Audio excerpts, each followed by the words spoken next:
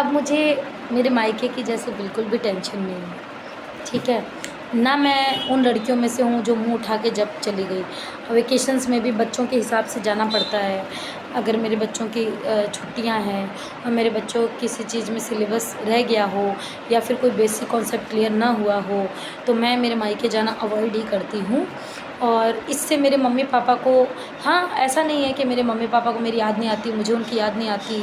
एक ही घर में रह के 365 दिन आप रहोगे तो वो घर आपको कभी-कभी जेल जैसा महसूस होने लगता है और हमारा भी मन करता है कि कोई हमको पैम्पर करे। मेरी भाभी भी बहुत अच्छी है, वो भी मुझे बुलाती रहती हैं, तो मैं भी चाहती हूँ मेरी भाभी मेरे लिए अच्छा-अच्छा खाना बनाए, मैं दूसरों के हाथ का खाना खाऊँ। अपना खाना खाते-खाते बोर हो जाते हैं, तो उसके लिए देखो वो बॉन्डिंग रखनी पड़ती है, ठीक है?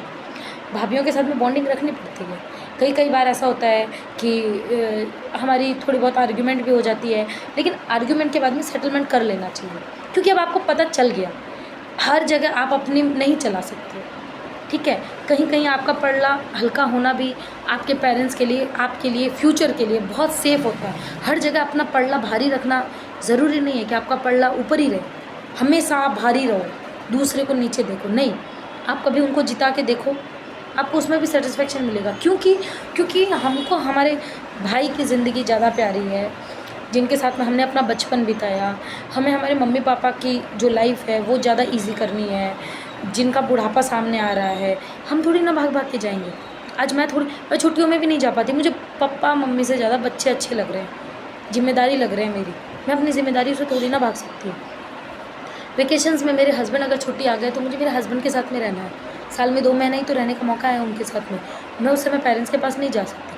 हालाँकि मेरे हस्बैंड मेरे साथ ऐसा कभी करते नहीं हैं कि मेरे मायके जाने के वक़्त में आ गए। लेकिन एक बात बता रही हूँ आपको कि अगर बाय चांस हुआ तो मैं थोड़ी ना जा सकती हूँ, ठीक है? पहले मेरा मन करता था, लेकिन भाभीयों के आने के बाद में मैं सैटिस्फाइड हूँ। मैंने अपना घर सँभालना सीख लिया।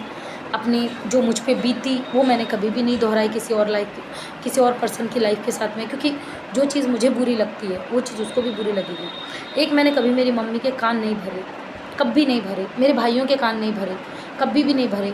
मेरे भाइयों को मेरी भाभियाँ की बुराई नहीं की। जो है वो सामने है। जो वो भी मैं उस वो गलत है तो वो गलत है, ये गलत है तो ये गलत है, और दोनों गलत है तो दोनों गलत है, और सारे गलत है तो सारे ही गलत है, ठीक है? कोई किसी को पनिशमेंट नहीं दे सकता, कोई किसी को एक पर्टिकुलर पर्सन को सुना नहीं सकता। जो जहाँ गलत है उसको गलत बोलने की हिम्मत रखो। आपकी भाभी आपसे बहुत प्यार करेंगी, ठीक है? चलिए, भाभी का कॉन्सेप्ट हुआ क्लियर।